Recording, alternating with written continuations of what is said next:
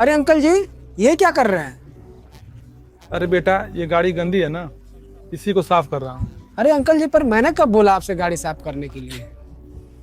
नहीं नहीं बेटा, आपने नहीं बोला था। मैंने सोचा ये गाड़ी गंदी है, इसको साफ कर दूँ। बस बेटा 5 मिनट लगेंगे, मैं इसको साफ करके हट जाऊँगा।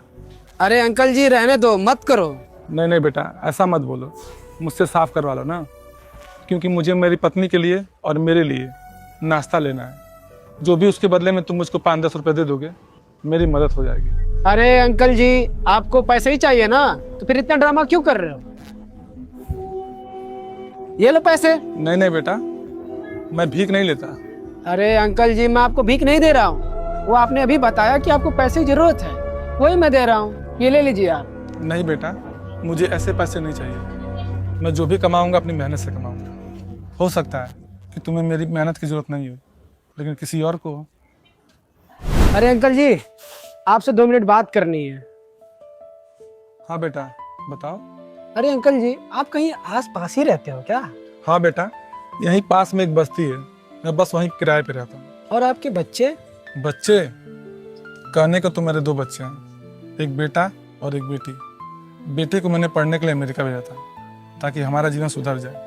लेकिन मुझे क्या पता था कि वह जाकर वहाँ बिगड़ जाएगा। वहाँ जाकर उसने एक गोरी मैम से शादी कर ली और हमको भूल ही गया। और आपकी बेटी? गरीब आदमी के कंधों पर जवान बेटी बोझ के समान होती है, और वो अगर ज़्यादा पढ़ी लिखी ना हो तो बोझ और भी बढ़ जाता है। बेटे को विदेश भेजने के चक्कर में बेटी की पढ़ाई रुकवानी पड़ी, और फिर मकान बेचकर उसकी शादी की।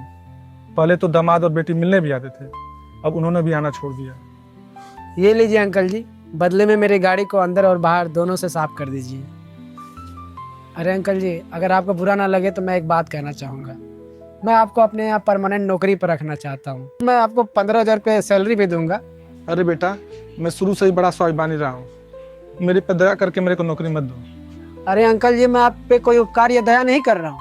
यहीं पास में ही मेरा रिक्शे का पार्किंग है, और वहाँ का केयरटेकर नौकरी छोड़कर चला गया है।